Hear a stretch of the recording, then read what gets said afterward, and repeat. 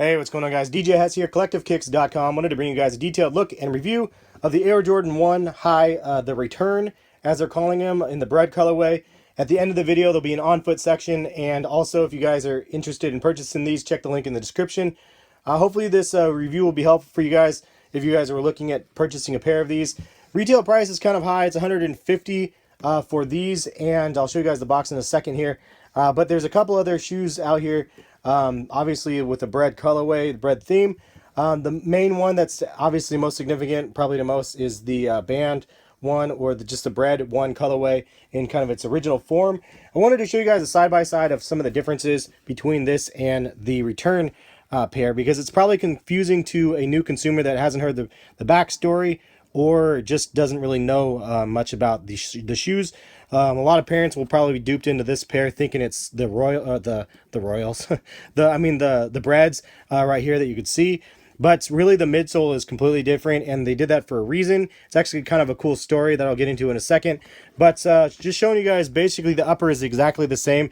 The only difference is obviously the band one has amazing quality leather comparison to the regular leather that you could see on the left-hand side. I wish they would have used premium leather for these returns.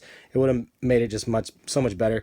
Obviously, the other thing that they did differently was the Air Jordan Wings logo versus the Nike Wings logo. They did that differently. I don't actually understand why they did that, but that's one of the biggest difference. Also, they have the Nike Air on the tongue, same as on these ones. Some of the other Air Jordan retros have a Jumpman on the tongue, not the Nike Air, so it's kind of nice at least they did that. But why is this called the return, or what is the deal with these shoes?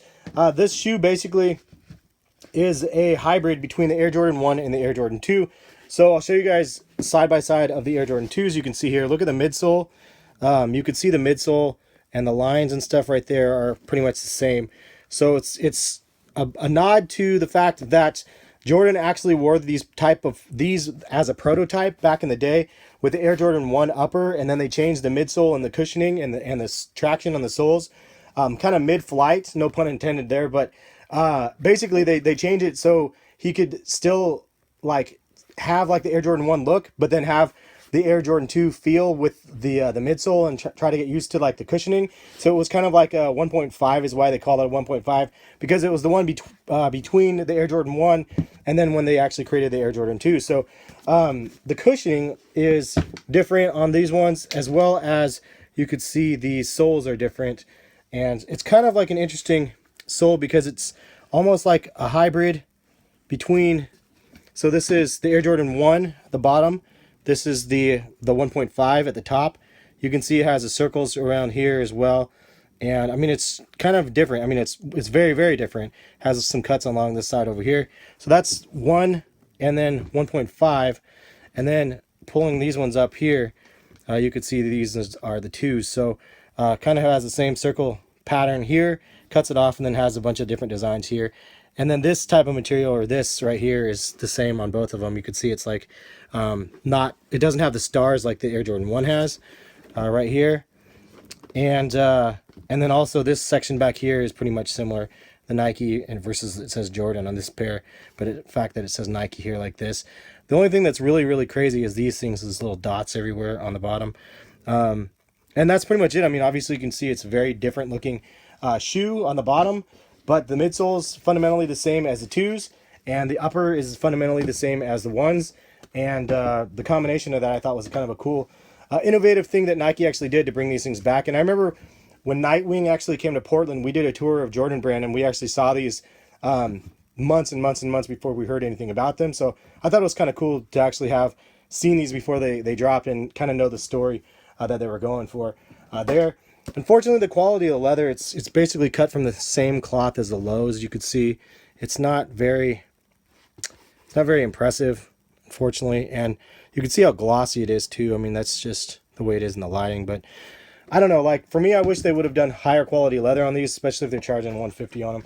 And the thing is this is I've said this many times, but the Tiempos here have the best quality leather on these than on any of these shoes, and even the band ones. That's controversial, but I mean, the quality of leather on these, which were $100 something, is pretty much better than on the bands. So interesting little side note there. I wanted to bring the box up and show you the box, and then I'll show you guys the on foot section real quick here. So here's the box, and then you can see the tag right here.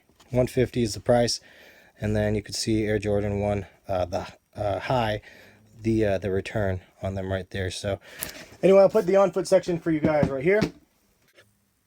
So what do you guys think about the Air Jordan 1 the return? So far it hasn't been like, it's been one that sells out, it seems like, at least in the OG colorways, but there hasn't been a lot of hype on the shoe, and maybe that's a good thing. I don't know, really. Like, I thought the story was really cool, and it's worth, I guess, sort of telling, even if there's some parts that I butchered.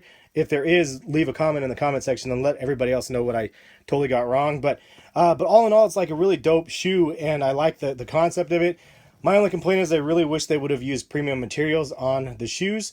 Other than that, I think conceptually it would have done better. It would have been nice to understand and get like some words as to why they had the Nike on the wings logo on the side instead of the Air Jordan. Like that's stuff that I don't even know. I mean, it would just be kind of nice to have some sort of definitive reasons why they changed things up, or just a better story told as to why they did it.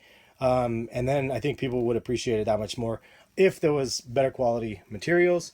Anyway, hopefully you guys enjoyed the video. If you guys did, give the video a thumbs up. Thanks for watching. Catch you guys for some more videos soon. Peace.